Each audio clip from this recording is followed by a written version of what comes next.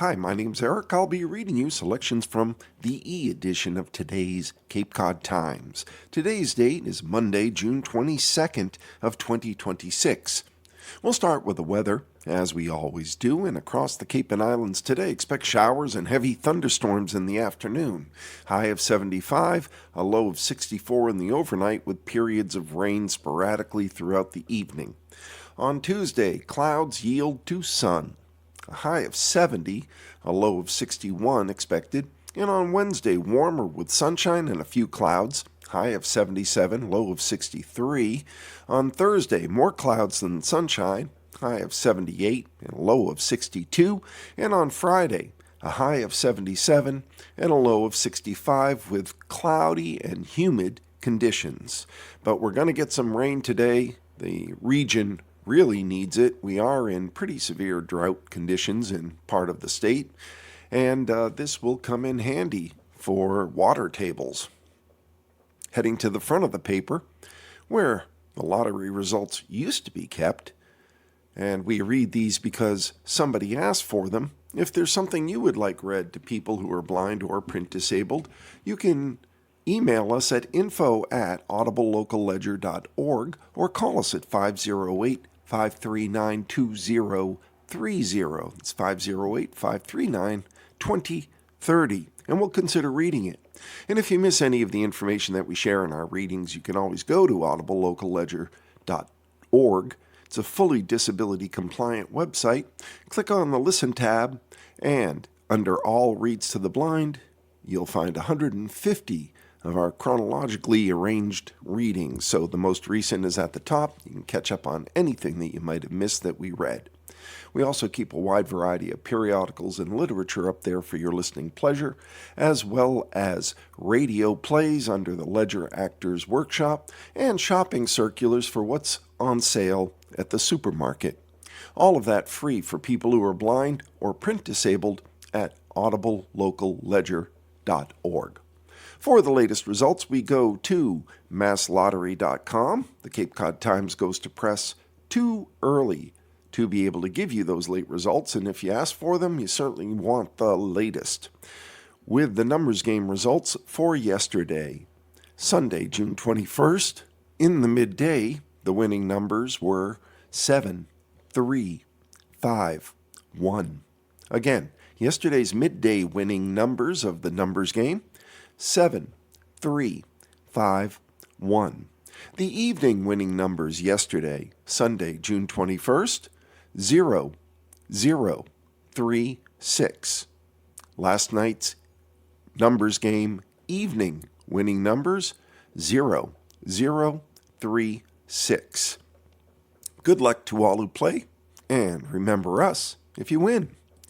From the front page of today's Cape Cod Times, the headline above the fold, if there was such a thing in a digital newspaper that we read from, Cape Codders could get a first look at Sail 250's tall ship fleet, by Heather McCarran. As the Bay State prepares for Sail 250 and the arrival of tall ships from around the world, the first chance to see them won't be in Boston Harbor, but off the coast of Cape Cod and along the canal. There was a time when seeing such ships off the Cape wasn't unusual. Masts on the horizon meant commerce, not spectacle, part of the daily rhythm of a coastline shaped by wind, trade, and long ocean crossings. In July, as the nation marks its 250th anniversary, that presence returns. Boston will host Sail 250 July 11th through 16th, bringing together vessels from more than 20 countries.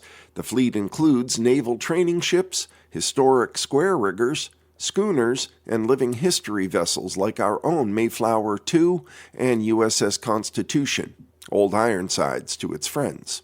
The Constitution will lead the parade of ships into Boston Harbor on July 11th. Many of the ships will arrive after participating in celebrations in New York. Among the ships will be two vessels that are familiar to Cape Codders, Provincetown's Hindoo and Bloodhound. For Captains Eric Desmond and Josh Rowan, Sail 250 represents a rare opportunity to take part in a historic maritime gathering. Desmond captains the schooner Hindoo, a 101-year-old ship that's crewed entirely by women. Rowan commands the Bloodhound, a replica of an 1874 racing cutter.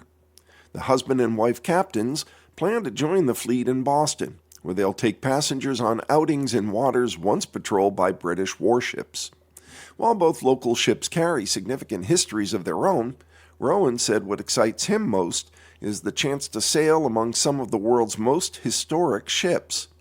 Normally, we're the oldest thing at any port we're sailing in, and we're going to be getting to sail with much older boats even than us. A lot of replicas, but also a few originals, he said. Large tall ship gatherings create an atmosphere unlike anything else in modern maritime life, said Rowan, who has sailed in 2 similar events. It's a surreal experience, he said. You get out there, and it's just like you're catapulted back in time. Every boat is just majestic. They have all their sails set, all their yards braced, and it's just beautiful. Sailing in the 250th anniversary event, Rowan noted, isn't particularly meaningful since it celebrates the nation's founding, encouraging people to reflect on the founding ideals and reminding them of their continued importance. Desmond said it'll be her first time participating in such an event, so I'm nervous and excited about it. It's going to be complete chaos, but in a good way, she said. The captains who offer excursions on their vessels out of Provincetown every summer also hope the celebration reminds people why historic sailing vessels matter, and it inspires them to experience traditional sailing firsthand. There's nothing more fun and environmentally friendly that you could possibly do than go on a sail on a classic boat, Desmond said. Well, where can you see the sailboats coming to Sail 250 in Boston? For Cape Cod residents and visitors hoping to see the fleet before it reaches Boston, there may be opportunities along the Outer Cape and Provincetown, particularly from Race Point. Many of the largest ships participating in Sail 250, including Italy's Amerigo Vespucci, Mexico's Cuauhtémoc, the U.S. Coast Guard bark Eagle, Portugal's Sagres, and Romania's Mircea, are too tall to pass beneath the Bourne and Sagamore bridges, forcing them to round Cape Cod just the way ships did 250 years ago. Rowan said the tall ships can be seen from parts of Cape Cod, especially high points. They'll be visible from land because they're 150 feet high with sails, he said. If you're at Race Point, you'll be able to see them go by for sure. Many are expected to anchor in and around Provincetown Harbor before parading together to Boston, he said. For those looking to follow individual vessels, Rowan recommends AIS vessel tracking services, such as marine-traffic. What about the Mayflower 2 and Sail 250? Another vessel with strong local ties taking part in Sail 250 is Plymouth's Mayflower 2, a replica of the ship that brought the first European settlers to Massachusetts. Plymouth Patuxent Museum's Executive Director Tom Begley and Deputy Director of Development and Marketing Cartwright Soverino said the ship occupies a unique place within the anniversary celebration. Alongside ships such as the USS Constitution, the Pride of Baltimore II, Elissa, and the U.S. Coast Guard's Eagle, Mayflower 2 helps illuminate the American story through the maritime world with themes of migration, trade, communication, conflict, and the movement of ideas across oceans and generations, they wrote in a joint email. What makes Mayflower 2 especially significant within the commemoration, they added, is that she represents an early moment in the development of self-governance in what would become the United States. Mayflower 2 Captain Whit Perry said one of the moments he looks forward to most is the fleet's arrival in Boston. When we all assemble and parade through Boston Harbor, it amazes me to think about all of the international seafaring knowledge on display that's brought to bear in that moment, and all the planning, seamanship, and cooperation that goes into having a safe and enjoyable time doing this, he said. To him, seeing ships like Mayflower 2, whether underway carrying full sail or at the dock, is inspiring. The magnificence of a large, square-rigged vessel is a thing of beauty that often takes your breath away, Barry said. Like the Hindu and Bloodhound, Mayflower, too, is also offering opportunities to sail and attend special events on the ship at the dock during the event. Another participating ship that Cape Cod residents will likely be able to see particularly well is Delaware's Kalmar Nyckel, a replica of the vessel that brought Swedish and Finnish settlers to the Delaware Valley in 1638. The ship's a frequent summertime visitor to Provincetown. Port Captain Sharon Dounce said that the ship will be among those able to transit the Cape Cod Canal, most likely around the slack tide on July 9th or very early on July 10th, depending on weather and sailing conditions. It's a huge honor to have Kalmar Nyckel included in the Sail Boston commemoration, Dounce said, adding that sailing a historic tall ship into Boston specifically is a profound experience. This year's festival will be just the right combination of the area's maritime history combined with ships that span centuries, she said. The other local headline in today's Cape Cod Times, remembering Town Councilor Felicia Penn, a force in Barnstable life, by Heather McCarran. From fellow public officials to community advocates and personal friends, those remembering Hyannis native Felicia Penn this week described a woman who rarely stood on the sidelines of community life in Barnstable. Penn, a member of the Barnstable Town Council, former council president, and longtime civic and business leader, died June 15th at age 73 following a battle with brain cancer. We were fortunate to have known Felicia and her husband Joe for many years, said Bob and Ann Schult of Centerville in an email on Wednesday. The town of Barnstable has lost an exceptional human being and friend. The couple, friends who got to know Penn through both social gatherings and issues impacting the community, highlighted Penn's remarkable enthusiasm, commitment, and dedication to the town, which they said was unparalleled. She was a force. She was a giver. She was a leader and will be tremendously missed by legions, they wrote. Suzanne Conley, chair of Save Greater Dowses Beach, shared the sentiment, noting that Penn's commitment to the town extended across numerous roles, causes, issues, and organizations. Felicia Penn set the gold standard for community involvement in so many ways, Conley said. Her contributions were, and will always be, an inspiration to those who love Barnstable. Barnstable Town Council Vice President Chris Clark said Penn's dedication to public service remained evident even in the final weeks of her life. She said the council chose to go ahead with its scheduled June 18th strategic planning discussion, knowing that Felicia would advocate for doing the people's business as planned. The next regular town council meeting is set for June 25th. I expect that we'll be expressing our tributes to Felicia at that, our next regularly scheduled town council meeting, Clark said. In the last several days, she said, tributes recognizing Felicia's lifetime of community service are pouring in.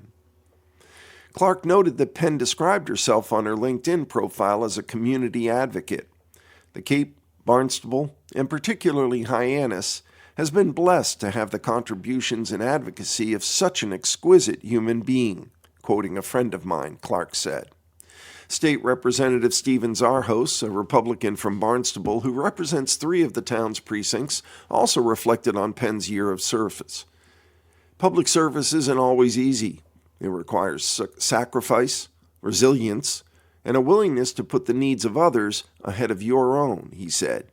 Felicia understood that and dedicated herself to serving the people of Barnstable with compassion, professionalism, and integrity. Zarhos said Penn was valued by colleagues and constituents alike. Whether serving as town council president or precinct 13 councilor, she worked hard for her community and earned the respect of those around her, he said. She cared deeply about the people she represented and never lost sight of who she chose to serve. I was grateful to call Felicia a friend. Her commitment to Barnstable and its residents leaves a lasting legacy, and she'll be greatly missed, he added. Penn's commitment to service was also remembered by members of the Rotary Club of Hyannis, where she made history as one of the club's first female members. According to Kelly Sullivan, incoming president, Penn joined the club in 1987 alongside two other women. She later served as the club's first woman president from 1994 to 95 and was recognized as a Paul Harris Fellow. A dedicated member of the Rotary Club of Hyannis, she lived by the organization's motto of service above self, Sullivan said. Felicia was a passionate advocate for local and global initiatives, embodying the spirit of community, integrity, and fellowship. Sullivan said she was fortunate to have known Penn, both as a fellow Rotarian and a friend. Housing Assistance Corporation President and CEO Alyssa Mignotti said Penn's commitment to housing issues was rooted in years of direct involvement with the organization. Felicia Penn was a staunch advocate for our community, and we're grateful for her efforts on housing, she said. As part of the organization's strategic planning, business, and philanthropy committees, she noted Penn supported our mission from the inside and brought a breadth and depth of knowledge that can only be found from someone so deeply embedded in this type of work. Her impact in our community has been felt for many years, and it will continue to live on for generations, Mignotta said. Penn's public service career culminated with her election to the town council in 2023 and her subsequent selection as council president as a first-term member. But for many residents, her legacy reaches far beyond town hall. Penn remained active in town government even after she was diagnosed with cancer in 2024 and in spite of undergoing treatment. She participated in town business through the May 28th council meeting when members considered affordable housing initiatives, community preservation projects, electric vehicle infrastructure, appointments to town boards and commissions, and the town's fiscal 2027 budget. Before entering elected office, Penn spent years helping shape civic and nonprofit life in Barnstable. According to her obituary, she served 36 years with Puritan Clothing Company of Cape Cod before departing the family business in 1999, and later held management positions with Communicom, the Cape Cod Voice, and the Hyannis Smart Planning and Growth Coalition. Her volunteer and leadership roles touched nearly every corner of the community. Besides her Rotary work, she led the United Way of Cape Cod, served as president of the Hyannis Area Chamber of Commerce, chaired the Hyannis Street Festival, and helped bring Pops by the Sea to Hyannis. Penn also chaired the Cape Cod Economic Development Council, served on and chaired the Barnstable Planning Board, and participated in numerous organizations that were focused on housing, health, education, and economic development. Her service also included leadership roles with the Barnstable County Health and Human Services Advisory Council, the Cape Cod Synagogue, and Mass Maritime Academy. Those who worked alongside Penn often pointed to the same qualities: a willingness to tackle difficult issues, a deep knowledge of local affairs, and an unwavering commitment to Barnstable.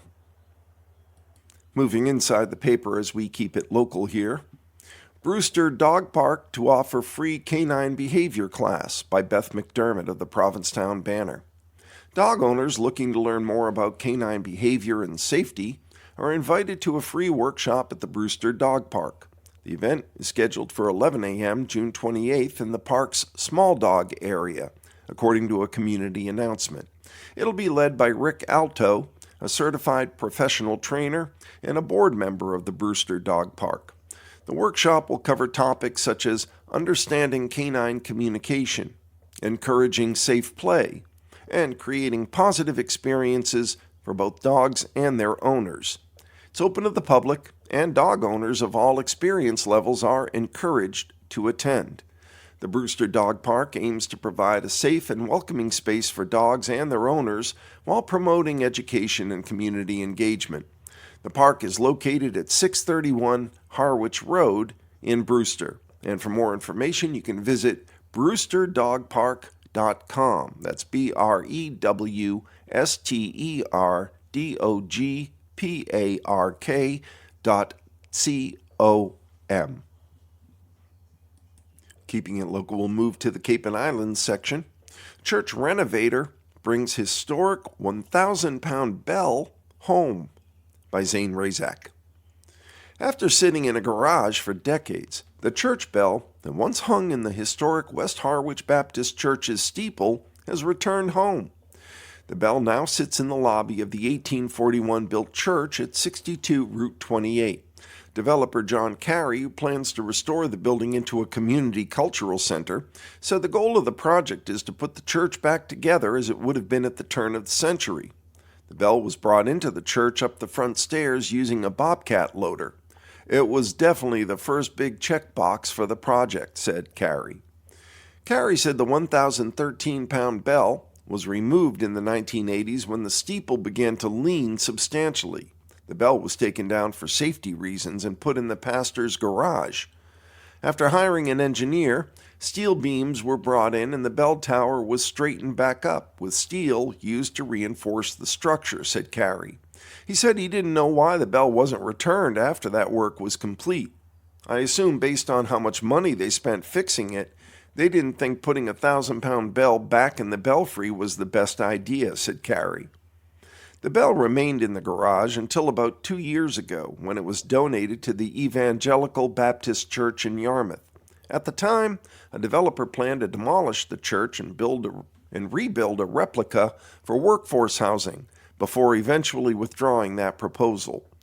Carey set out to retrieve the bell once he bought the church in November, and he began to plan to transform the space into a community center that could host forums, fundraisers, historic lectures, and other events. He visited the Evangelical Baptist Church to explain to the parishioners there his plans to preserve the original Harwich Church. Being the good people they are, they voted more or less unanimously to donate the bell back, and they asked nothing for it, said Carey. It was just wonderful, and we're eventually going to do something for that church once we have the means to do it. The church bell was cast in Paul Revere's old foundry, a factory that produces metal castings, by one of his apprentices, Henry Hooper, in Boston in 1849, according to Carey. Hooper later bought the foundry from Revere's son and established Henry N. Hooper and Company to produce lamps, lighting fixtures, and bells and artillery for the Union Army by 1862. Carey said he plans to have an engineer examine the cost to safely put it back in the bell tower. If that ends up not being the best path, whether for financial or structural reasons, then the bell will be displayed in the lobby. Because the bell's so old and so large and so impressive, part of me says the people should be able to experience the bell, said Carey. If you put it up in the belfry, you'll be able to hear it once a day, but you wouldn't be able to see it and touch it and feel it and kind of understand a lot of the cool stuff about the history and what these people did and what they accomplished. He said he doesn't think they'll have a decision for a couple more months. Voters support for exterior restoration of the Baptist Church. Voters overwhelmingly approved setting aside $667,500 in Community Preservation Act money during May's town meeting to support the exterior restoration and preservation of the historic church, and that money becomes available on July 1st, said Carey. His team has already filed its historic application, and once he gets approval, he'll secure a building permit to prepare to start work in July. He said the primary goal of this work is structural longevity, with work planned on the roof, the siding, trim, bell tower, and other elements of the building. The original front doors from 1870 will also be restored, and the project includes code-required fire protection improvements. This phase should be complete by next spring, said Carey. The second phase will involve repurposing the interior with the building planned to open in 2028, the 200th anniversary of the church moving to West Harwich. We'll move into the high school sports section with girls lacrosse, the final Cape and Islands rankings. Division IV state champion Sandwich finishes on top by Alan Gunn. There was Sandwich, and then there was everyone else chasing them. The 2026 Massachusetts Interscholastic Athletic Association Division IV girls lacrosse state champions showed all season long that they were the team to beat on the Cape and Islands and beyond these shores, and it was virtually impossible to match that. Away from the confines of Sandwich Middle High School, there was still plenty of success across the Cape and Islands girls' high school lacrosse landscape, as 12 out of the 16 teams qualified for their respective state tournaments.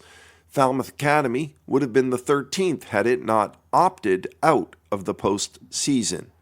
That's incredible when 75% of the region extended their season. That proves lacrosse is in good hands for the foreseeable future. Here are the final Cape and Islands girls lacrosse power rankings of the year. Sandwich, number 1, 20-3, state champions at last. Top-ranked Sandwich dropped just 3 games all season on its way to the Division IV state crown, and it went undefeated against the Cape and Islands with an 11-0 record in emphatic fashion. They outscored Cape opponents 204-33, behind 5 Cape and Islands League Atlantic Division All-Stars and MVP Quinn Anderson. The Blue Knights capped off a historic season for the girls' lacrosse program, which included a first-ever win in the Final Four with a 9-6 victory over number 2 Ipswich. Head coach Kelsey Beaton graduates just 3 seniors, so the rest of the region will be chasing the Blue Knights once again from the opening draw next season. Number 2 was Nantucket at 18-3. Nantucket was off to a flying start under first-year head coach Kelly Brown, who took over for longtime coach Jamie Lower. The Whalers captured yet another league championship in the Cape and Islands League Lighthouse Division, unchallenged a year after finishing in a 3-way tie for the Atlantic Division. Brown helped the Whalers match last season's run to the Elite Eight with another quarterfinal appearance where they unfortunately ran into Sandwich. Falmouth was number 3 at 13-7. Falmouth fell in the Division III round of 16 for a 4th straight season. The Clippers will be hoping to figure out how to break run and get past that hill. It was a largely successful season for the Clippers, despite failing to repeat as Cape and Islands Atlantic Division champions. They won 13 total games for a second straight campaign. Much like the rest of the Cape and Islands, their problem is finding an answer to match the level of Sandwich. Number 4 is Nauset at 13-6. Nauset went as Julia Kipperman, who finished her high school career with 372 goals, 112 goals as a senior went. The Warriors compiled an 8-4 record against the Cape and Islands, splitting the season series with Nantucket and Falmouth while dropping both games against Sandwich.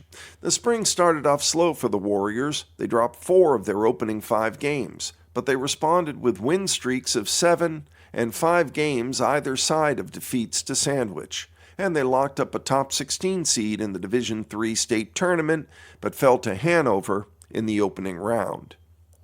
Number 5 was Barnstable at 11-9. Barnstable had one of the most impressive second halves of the season by any Cape and Islands team not named Sandwich. The Red Hawks started the spring with back-to-back defeats and went 4-6 across their opening 10 games, including a 3-game losing streak. When the calendar flipped to May, the Red Hawks were a totally different team. They lost just twice throughout the remainder of the regular season with win streaks of 3 and 4 games either side. They fell to Grafton in the Division II round of 32 after beating Bay Path RVT in the preliminary round. Mashpee was number 6 at 12-7. It felt like a season of what could have been for Mashpee, as it boasted one of the premier offensive players in the region in Ciara Hendricks. The Falcons compiled a record that gave them a second straight winning season, but that ended with a second straight exit in the Division IV round of 32. They were hampered by the ups and downs in the back half of a regular season schedule in which they didn't win back-to-back games after a 3-game win streak that ended May 8th. They will turn the page on a very strong senior class, and it will be a case of where next for the Falcons. Number 7 is Martha's Vineyard at 9-8. Martha's Vineyard flew largely under the radar on its way to a spot in the Division III state tournament as the 35th ranked team. The Vineyarders fell to number 30 Wilmington in a preliminary round matchup, but that loss certainly didn't define an otherwise competitive season. Goalie Alex Royal was named Cape and Islands Lighthouse Division MVP after backstopping one of the top defensive units in the region. The Vineyarders allowed just 127 goals in 17 games. Number 8, St. John Paul II at 8-13. The Lions senior class was routinely used to lifting the Cape and Islands Lighthouse Division crown at the end of each campaign. But having been elevated to the Atlantic Division, the Lions found life difficulty. They won their preliminary round matchup against Bristol Plymouth RVT before falling to 4th-ranked Newburyport. Number 9, Dennis Yarmouth at 8-10 continued to take massive strides forward under second-year head coach Megan Earnshaw. The theme of the season was challenging themselves against better teams, new opponents, and doing what they could to improve their power ranking. They did just that, as they were ranked 21st in Division 4. Number 10, Bourne at 6-14. Bourne turned the page to the return of former head coach Samantha Zeal and were stronger as the season progressed, notably after ending a 4-game losing streak. The Lady Canalmen secured back-to-back wins and finished the season 3-3 over their final 6 games, including a defeat to Sandwich in the Division 4 state tournament round of 32. They had beaten Neshoba Valley in a preliminary round matchup. Cape Tech was 8-9. It was a historic season for Cape Tech, which won more games than it had done in seasons prior. The Crusaders won at least back-to-back games 3 times and compiled a 4-game win streak from May 6th through 18th.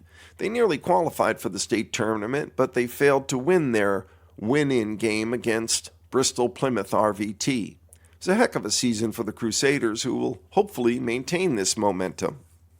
Falmouth Academy was 6-6. Falmouth Academy qualified for the Division III state tournament but opted out. Number 13 was Upper Cape at 7-11. Upper Cape lost several key components to graduation from the roster that helped it qualify for the Division III state tournament a season ago, and it was unable to overcome that. 5 of the team's 7 wins came over the final 9 games of the regular season schedule, but the damage had already been done. Sturgis West was 5-11 and took a solid step forward in its development from a season ago, improving its win total from 1 to 5 wins. While doing so, the Navigators identified freshman Bridget Dwyer, who was named a Cape and Islands League Lighthouse Division All-Star, as one to watch going forward. The Navigators qualified for the Division IV state tournament. They won a preliminary round game and then lost to state finalist Ipswich. Number 15 was Monomoy at 2-17. Monomoy went 12-7 a season ago and then was hit hard by graduation and other key departures for various reasons. That left the Sharks with nearly an entire new group of starters, and the inexperience hurt. They qualified for the Division IV state tournament, but they lost in the round of 32. And at 16, Sturgis East at 1-15. Sturgis East avoided going winless after defeating Bristol Aggie in overtime in the regular season finale. Good for them. They didn't give up. The Storm will hope to take a positive step forward next spring. Now we'll move to a different kind of local news. We're a few minutes past the midway portion of our reading, and regular listeners know that's when we move to the obituaries, death notices, and memorials that are listed. And there's an unusually high amount in today's Cape Cod Times, so we will move through these apace, but still read most of them so that most of the obituaries themselves, so that you might know how you might have known them. Sometimes that gives you the trigger to be able to remember, oh yeah, that's the person who used to work there or did this for the town. And then the services so that you'll know when to be able to pay respects. The first obituary in the Cape Cod Times of June 22nd, a Monday, is of Autumn Collette. of Natick, who at the age of 60 passed on June 13th, surrounded by her 4 children. She was raised on Cape Cod, where she grew up and graduated from Dennis Yarmouth's Regional High School before earning her associate degree in accounting. Shortly thereafter, she started her family, had 4 children she raised in Brewster. She always spoke fondly of her years spent working as a secretary at Nauset Regional High School, and always welcomed a lunch visit from her kids. After her children were grown, she moved to St. Louis, where she spent a wonderful 11 years before returning to Natick to be closer to her grandchildren. A devoted mother, her children were the center of her world and her greatest joy. She treasured quality time with her kids, especially Friday night trips to the drive-in theater. Arguably the only title she was prouder of than Mom was Gigi. She found immense joy in doting on her grandchildren. She never missed an opportunity to visit museums, go apple picking, snuggle the newest edition, play, color, enjoy a family cookout, or simply delight in the sound of their laughter. The services will be private. She is survived by many family and friends, and will be remembered for her unconditional love and for being the very best mom and Gigi in the world. Good night. I love you. Don't let the bed bugs bite. Have a good snooze. I'll see you in the morning. We love you, Mom. The next obituary is of Baird Aram Barsoomian of Dennisport, who at the age of 71 passed on May 19th. He was a cherished grandpa, Bida, dad, uncle, brother, and friend who loved with a love that was bigger than life itself. Baird was born in Portsmouth, Ohio, February 15th, 1955, to Garibald Gary Barsoomian and Joanne Osborne Barsoomian. As a young child, his family moved to Monroe, Connecticut, where Baird grew up with his sister Lisa. He married his high school sweetheart Joanne. Together they moved to Vermont and settled in Rutland, where he lived for most of his young adult life. Baird's greatest pride in life used to be his children, Aram and Rose, and their spouses. Well, that all changed when his 3 granddaughters were born. He loved his precious grandgirls with all his heart and was forever beaming at their accomplishments, whether it be learning how to smile, taking first steps, budding into little artists, saying I love you for the first time, or scoring goals in soccer. Baird was affectionately named Bita by his first granddaughter, and it was a name he held with such gratitude and love. He is survived by his 2 children, who will miss him endlessly. Donations in Baird's honor can be made to the Harwich Community Center at 100 Oak Street in Harwich, where Baird was on a 2-year winning streak in the annual talent show, or the Mass Audubon Wellfleet Bay Wildlife Sanctuary at 291 US 6 South Wellfleet, Mass., where turtles roam free. The next obituary is of Pauline J. O'Donovan of West Yarmouth, who passed at the age of 95, peacefully in her home, surrounded by her loving family. Pauline grew up in the Blessed Sacrament parish of Jamaica Plain with her parents and 6 siblings. She was a fierce and loyal friend, and she remained close to her childhood friends from JP their entire lives. She loved to dance and was an Arthur Murray dance instructor. She met the love of her life, Jim O'Donovan, at a dance. After their marriage, Jim and Pauline settled in Somerville in the 1950s, where they raised a family of 5 active boys. Pauline often described those years as the busiest and happiest of her life. In 2006, Jim and Pauline moved permanently to the Cape, where she enjoyed socializing with their friends, entertaining, gardening, and making her famous clam chowder. For many years, Pauline hosted an annual fundraiser for hospice and remained active with the St. Pius X Women's Society, the Yarmouth Garden Club, with bowling and water aerobics. She loved to be out with friends, laughing, dancing, and listening to music. In her Somerville days, it was the Ice Cubes, a group of youth hockey mothers who had more fun than their kids did, and later with her friends in West Yarmouth, the Lewis Bay Lovers, singing at Giardino's on Thursday nights. She was an avid reader, gardener, and Boston Bruins fan, but her very favorite activity was spending time with her family.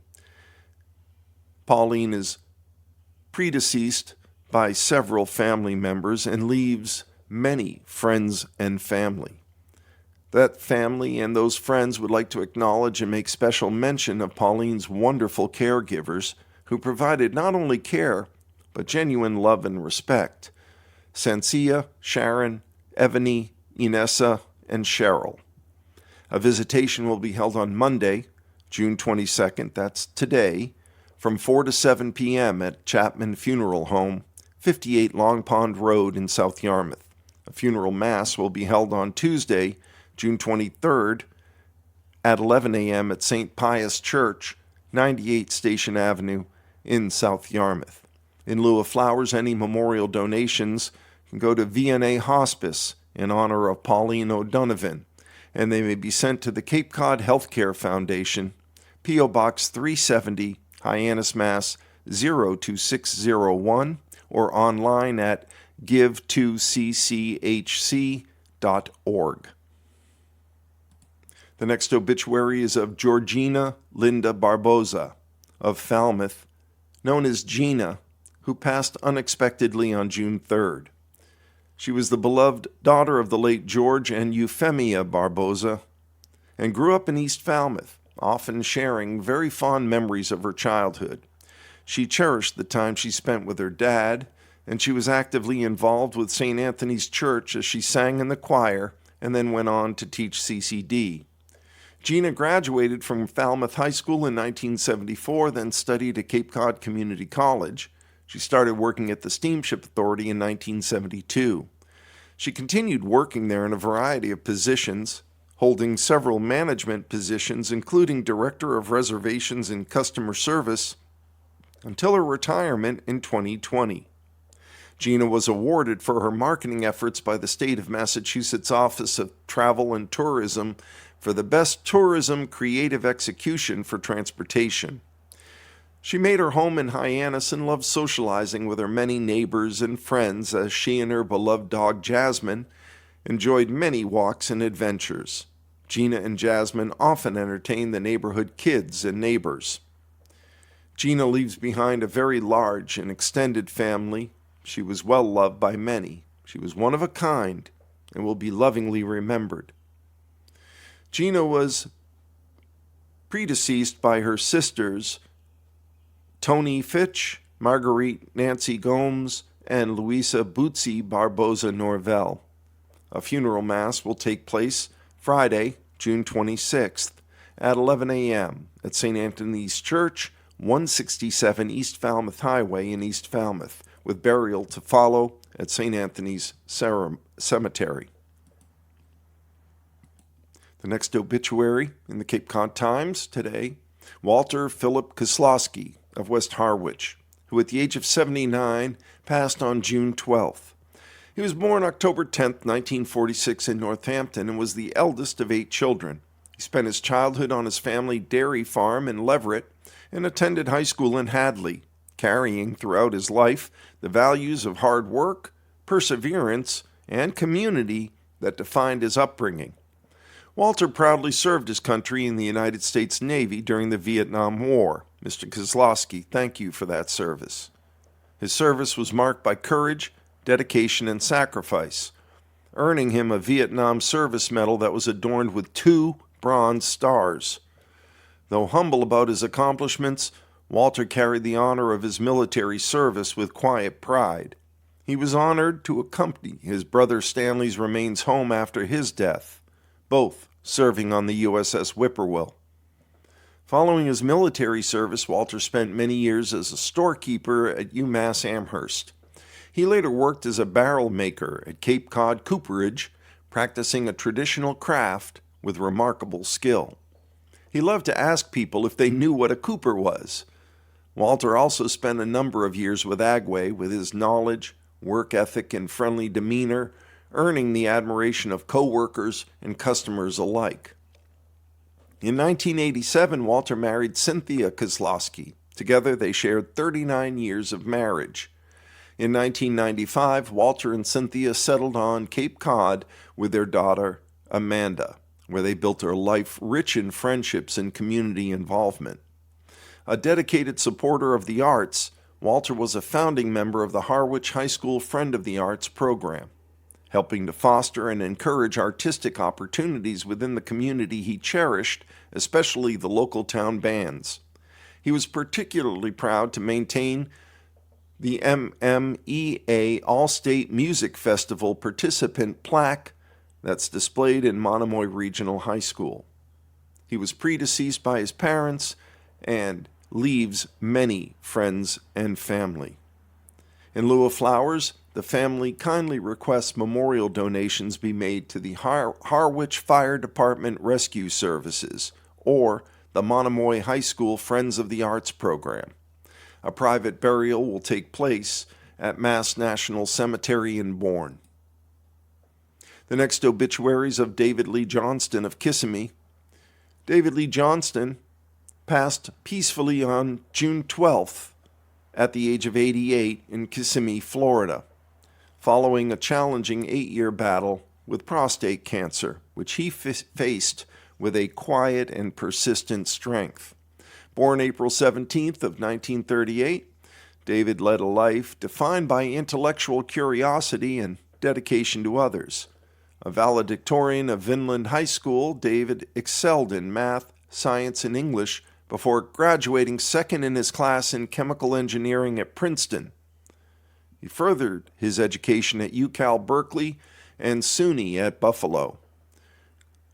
His career began as a pastor in Kings Park, New York, where he also started his family. He later continued his ministry in Pennsylvania before transitioning to academia, where he taught high school math and sciences for the remainder of his career. David is survived by his wife of 33 years, Christine Johnston, and many friends and family.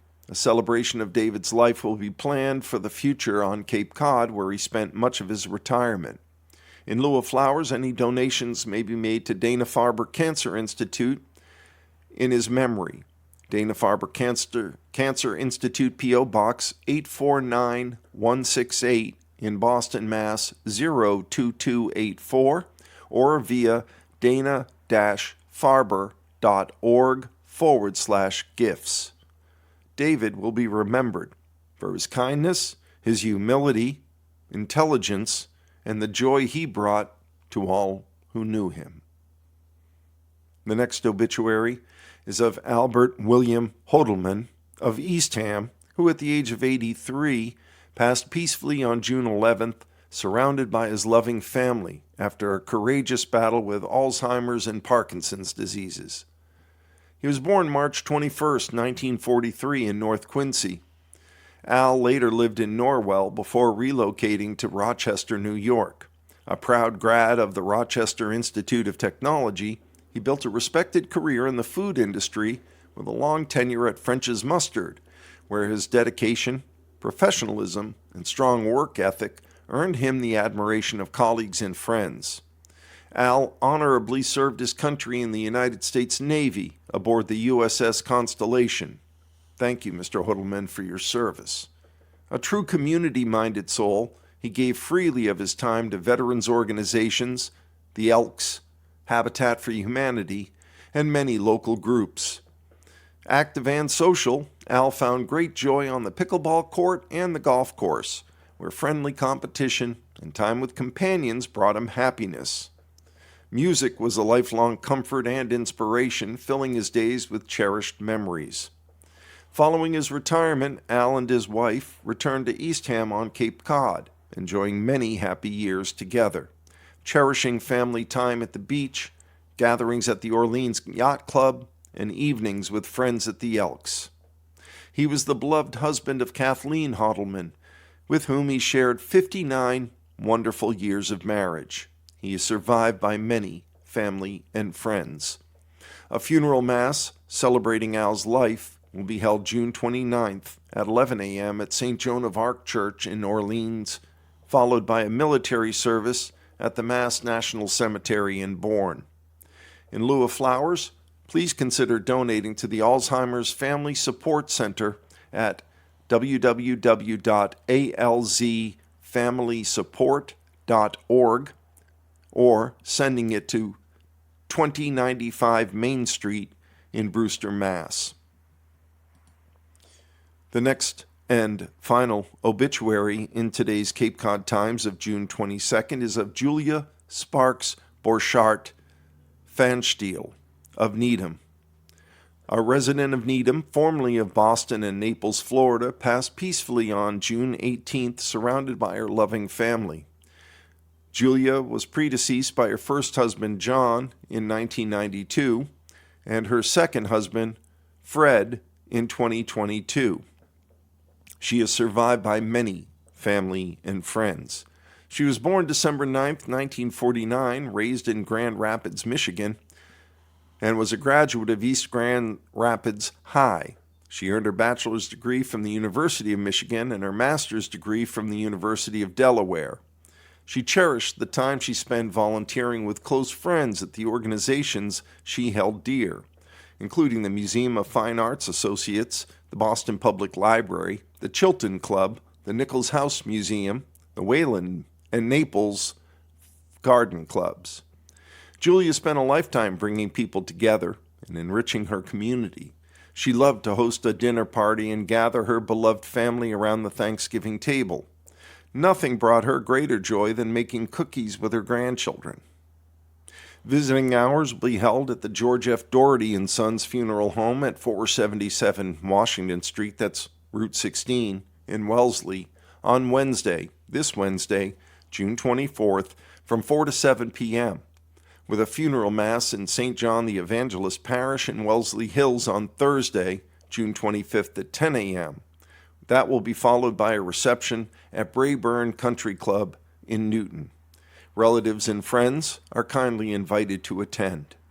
In lieu of flowers, the family requests that donations be made to the National Scleroderma Foundation at scleroderma.org or Good Shepherd Hospice Care at gscommunitycare.org. And that concludes the obituaries, death notices, and memorials that are listed in the Cape Cod Times of Monday, June 22nd. We've completed the local news in today's Cape Cod Times. Going back to the front page, the headline reads, "Soccer fans find warm welcome in the U.S." by Rosalba O'Brien of Reuters in New York.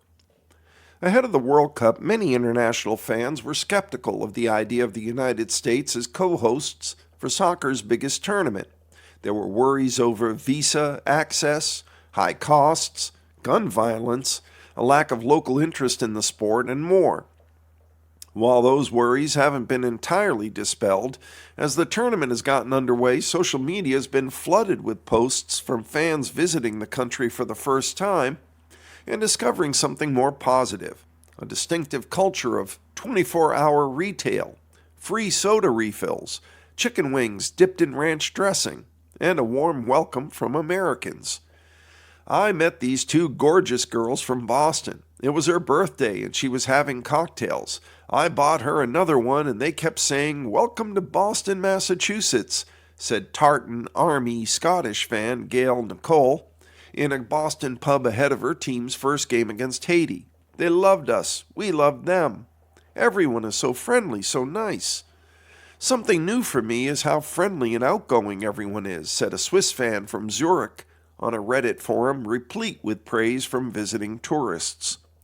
Whether such positive press can restore a reputation battered by an often confrontational government that's proudly proclaimed America first and angered allies, including Canada, Britain, Germany, and more, remains to be seen. But it can make a real difference, says sports analytics experts. The front porch of your house is the first thing a visitor experiences before they ever step inside, said Darren White, founder of Samford University's sports industry program in Alabama and a former soccer coach. Sports serves that same function for cities, states, and countries. It's often the first meaningful, emotionally charged encounter someone has with a place they might otherwise never have thought much about. Research has consistently indicated that hosting a major sports event can genuinely shift long-held stereotypes, he added. What's particularly interesting about the 2026 World Cup is that it's exposing international visitors to places outside those normally frequented by tourists. Not just New York, Los Angeles, and Orlando, but Kansas City, Atlanta, and Houston. In Kansas City, Argentines, for whom eating asado barbecue is almost as central to the culture as soccer, gathered to try the local dry rub version of grilled meat. The Argentinian barbecue is my favorite, but this one is really good, said visiting Argentina supporter Christian Gastes. In Dallas, Germany fan Maximilian Kirch from Dusseldorf also tried barbecued and showed off his new Texan cowboy hat. Of course, I'm wanting to experience more of it, he said. There's something distinct about the warmth you encounter when you get off the beaten path, White said. The fan from Morocco who got help finding their gate in Dallas, or the family from Germany who got directions from a stranger in Seattle. Those moments don't make headlines, but they're doing real work on Brand USA. Some of the concerns raised ahead of the tournament still linger. The heat, particularly in places such as Miami, is tough on players and fans, and the final is still a month further into summer away. Although soccer's world governing body FIFA says attendance at matches has been strong, high ticket and travel prices have already dissuaded many from making the trip, and visa restrictions or denials have left some fans watching on TV at home. Citizens of 4 participating countries, Iran, Haiti, Ivory Coast, and Senegal, have faced partial or total bans on entry to the United States. Iran and Haiti both have significant American diasporas to cheer them on, although some feel conflicted by that prospect. But Ivory Coast and Senegal have only small U.S. communities. Enter the Americans. I'm in the bloodiest of the nosebleeds, but I hope they can hear me down there on the pitch, said Brooklyn resident Jessica Ambrose, wearing a Senegal shirt at the France versus Senegal match last week in New Jersey. She felt a connection to the African diaspora as a Black American, she added. In stadiums across the country, Americans streamed in, not just to support the U.S. or their countries of ancestry, but to cheer on underdogs and those without significant fan bases. U.S. politicians and business owners hope that warmth will be remembered once the final whistle is blown. Well, I hope that the Tartan Army will keep coming back to Boston, said Boston Mayor Michelle Wu. Of course, have a wonderful time during the games now, but we'd love to see you any season, any year. This is your home. And with that, we've come to the end of our reading of the Cape Cod Times for today, Monday, June 22nd of 2026. This is your reader, Eric, saying, be well, be safe, look after each other, and remember our veterans, especially those we've lost recently. Bye for now.